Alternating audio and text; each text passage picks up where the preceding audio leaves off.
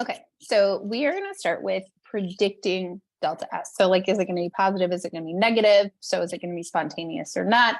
Based on the information we're given. We talked about a couple in the last video where we can kind of predict based on what we know about things like melting and boiling, if it's going to be predictable or favored based on the temperature.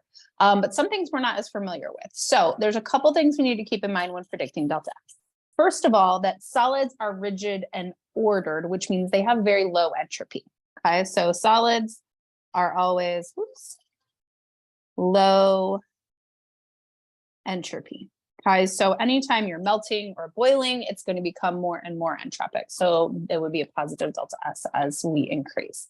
Okay, liquids are confined to a specific volume, but are free to move. So they have a little bit more entropy. So they're slightly higher.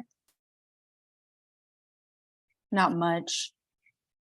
Okay, but gases are free to move anywhere. So they have a lot of entropy, very high entropy. Okay, so they can go here, there, everywhere. Okay, so generally we can predict an increase in entropy if there's a couple things that we are going to take in mind. First of all, state of matter, right, which is what I was just talking about. Okay, and then second of all, okay, so we've got, we already talked about entropy based on like statistics. If you have more particles or more space, then you are going to have more entropy. So we're just going to kind of list all of these things. All right. So first of all, more molecules or particles. Okay, produce. So if you're talking about a chemical reaction, if you have 3 or 4 products versus only 1 or 2 reactants, particle-wise, it's going to become more entropic. So we're going to look at chemical reactions that way. Okay. Second, if more gases are produced, more gases produced. Now I said just above that gases are very high entropy. So this is actually going to be the most telling for delta S. So if I'm asking you to predict whether delta S is going to be positive or negative, the actually most important thing you want to look at is if more gases are produced. So if I'm looking at a chemical reaction, if I have more gas particles on the right side for the products, it's going to be more entropic, okay, or more favored in the forward direction. Okay. Also, if the temp is increased, right? Because if the temperature is increased, we have more kinetic energy, which means more movement.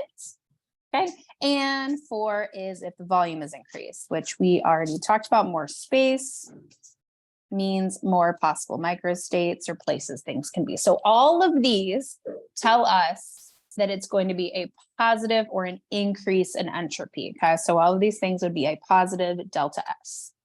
Okay, opposite, of course, for negative delta S. So what I want you to do, for example, number 3 says rank the following from lowest absolute entropy to highest absolute entropy at 25 degrees Celsius. So we just say 25 degrees Celsius, that's like room temperature. So I want you to take a minute and try to order these and then check your answers. So go ahead and pause.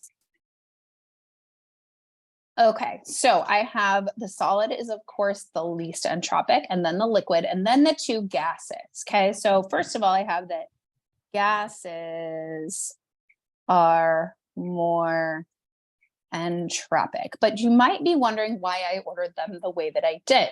Well, NO2 actually has 3 atoms that are attached or bonded in that particle, right? So if I've got multiple gases, then the more complex molecule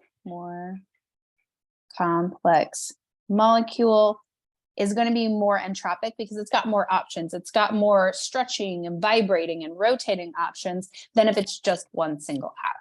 Okay, so the more complex molecule is going to be more entropic.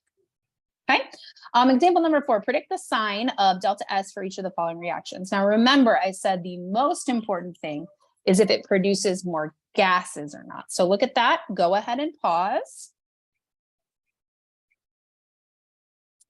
Okay, so I have the first one is a negative delta S because I go from 1 and 2. So I have 3 moles of gas over here and only 1 on the right. So I have less gaseous products.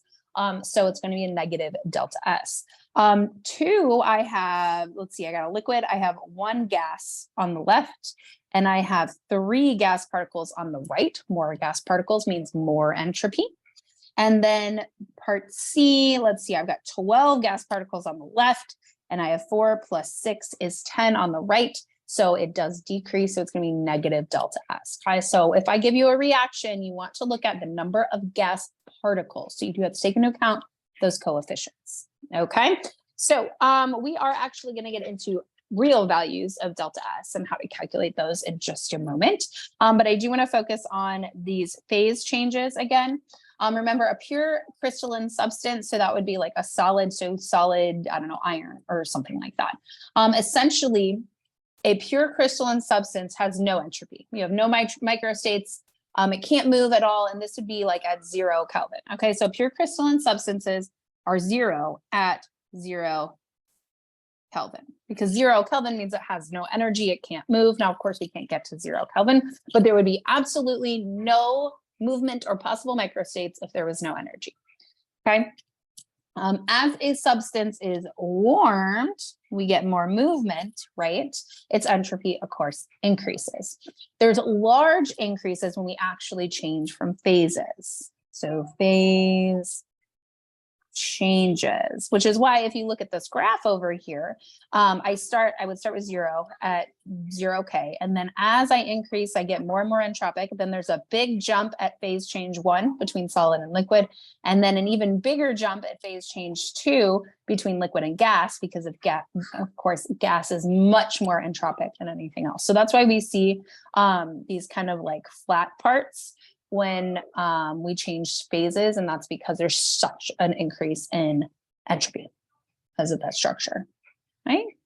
So entropy changes in reactions. I told you we're going to get to how to calculate entropy. Absolute entropies for all substances can be determined under standard conditions. This means you can look them up. Look up these standard conditions, so that it would be at 25 degrees Celsius or 298 K, 25 degrees Celsius or 298 K, and 1 atmosphere. Look up the absolute entropy, so like calculated number of microstates essentially for a substance. You can look this up in the appendix that I have attached here, so make sure you print it off or you have it up while you're doing your homework, okay? In general, solid entropy is of course going to be less than liquid entropy, which is going to be much less, right, than gas entropy, okay?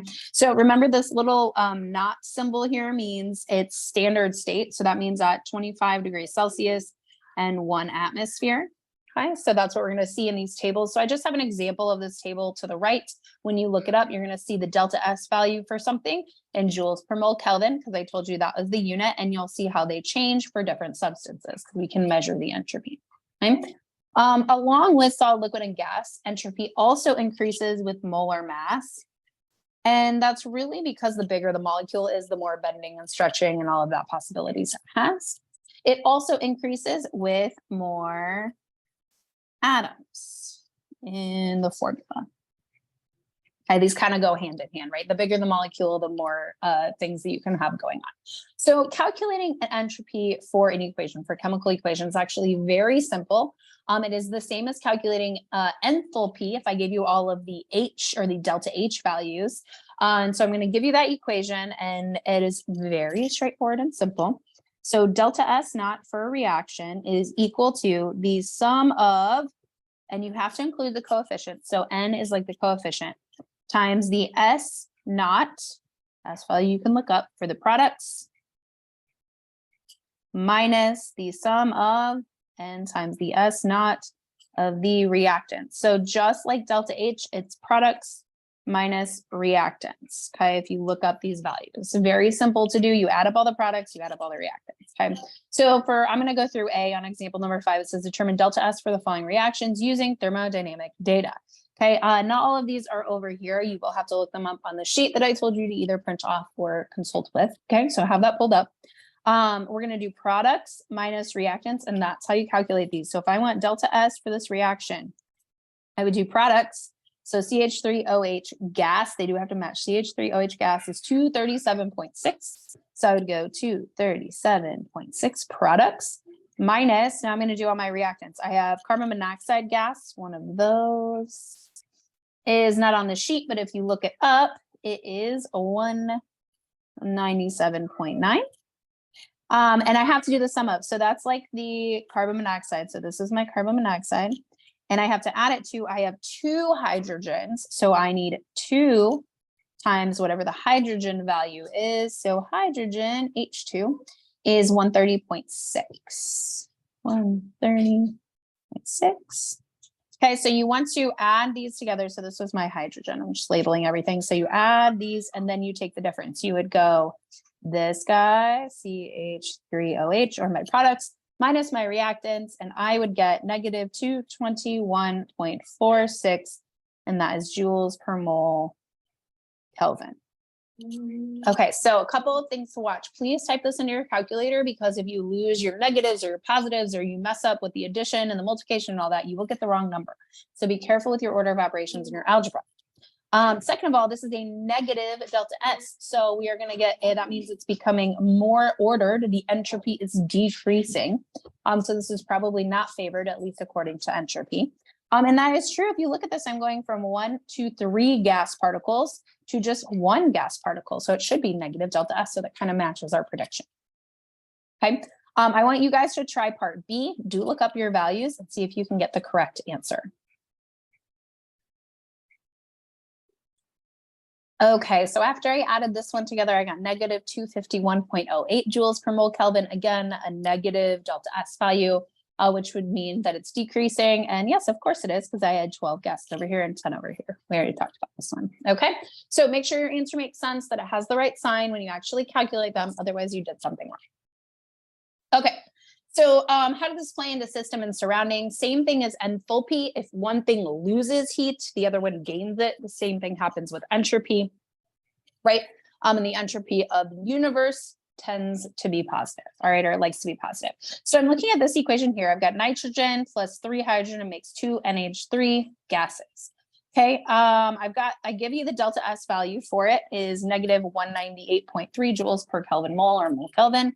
So it's negative, it means that it's becoming more ordered, which does make sense because I start with 4 gas particles and I go to 2. Okay, so how does the entropy of the surroundings change? Okay, well, if this is the system, then the surroundings have to be the opposite, right? One is losing, the other one is gaining, all right? So how does the entropy of the surroundings change? It must increase, because remember, the delta S of the universe is positive, or is always increasing. So if that's increasing, that means that the system plus the surroundings has to be positive. So that must mean that the surroundings has to be positive, but even more positive than 198.3 joules per mole Kelvin, because it has to be positive overall. And that is how the universe works. So how do I calculate these? Well, of course, the delta S of the universe is the delta S of the system plus the delta S of the surroundings, which we already talked about. Okay, and how can I calculate that? Well, I can see the entropy change from one to the other, and it is based on the enthalpy as well, heat moving, work happening. So delta S of the surroundings we can measure by negative delta H of the system over temperature. So we can calculate it. Now, don't worry too much about this equation, because I'm not going to have you calculate it. I'm just using it to get to a very important equation that relates all of these things: enthalpy, entropy, all that jazz. So as an example, if delta H of the system is negative 92.38 kilojoules per mole, negative delta H would essentially mean that it releases energy, right? This is exothermic. Okay, then what is delta S of the surroundings? Now we can calculate this with the equation that I just showed you above. Delta S of the surroundings would be negative delta H of the system. That's what that equation up here says. Negative delta H of the system, so negative 92.38 kilojoules per mole Kelvin. I'm going to put that into joules because delta S likes to be in joules. Kilojoules per 1,000 joules, and I get 92,380 joules per mole. Mole Kelvin. Okay, this is a positive value. And well, that makes sense because the delta S of the universe has to be positive. Delta S of the surroundings in this case has to be positive, so everything balances out. Yes. Okay.